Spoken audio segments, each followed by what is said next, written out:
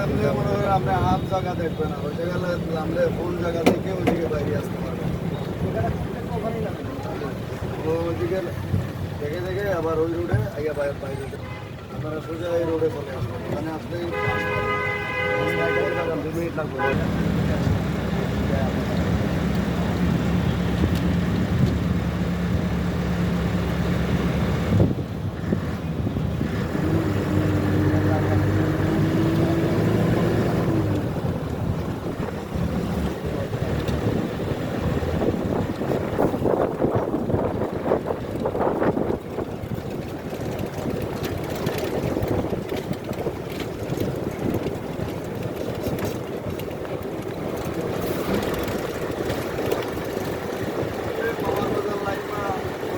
রাখতে পারেন, একটু বাসায় খাবার খাইবেন, মন্ডপের খাবার